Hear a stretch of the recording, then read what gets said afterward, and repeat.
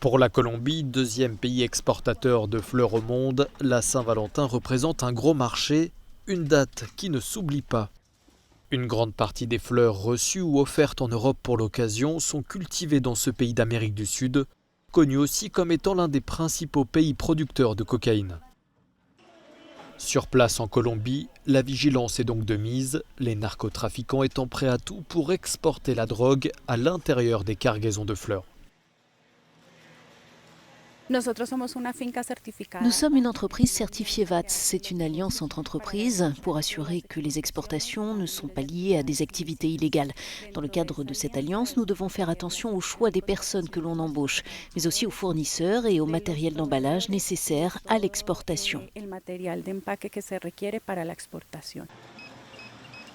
Les codes barres apposés sur ces bouquets permettent de retracer l'origine des fleurs et de faciliter les enquêtes si de la drogue est découverte. Les camions sont contrôlés pour détecter la présence d'éventuels doubles fonds, puis scellés.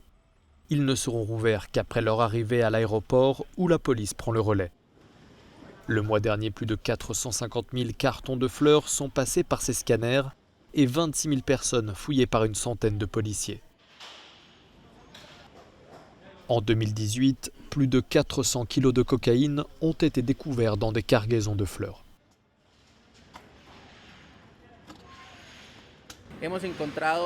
Nous avons découvert qu'ils camouflaient non seulement de la drogue dans le cœur des fleurs, mais aussi dans les tiges.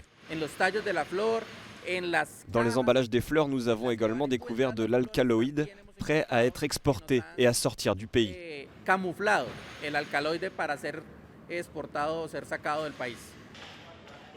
Ces contrôles de sécurité décourageraient les narcotrafiquants. Cette année, pas un gramme de drogue n'a été trouvé dans les 600 millions de tiges de fleurs exportées pour la Saint-Valentin.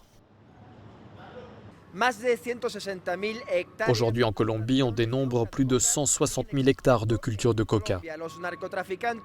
Les narcotrafiquants utilisent tout type de cargaison pour pouvoir faire passer la drogue en Europe. Ici, à l'aéroport international El Dorado de Bogota, la police veille à ce que la drogue ne soit pas introduite dans les cargaisons de fleurs. Des fleurs dont le commerce avec l'Union européenne s'est accentué depuis la signature d'un accord de libre-échange avec la Colombie. Héctor Estepa, desde Bogotá, para Euronews.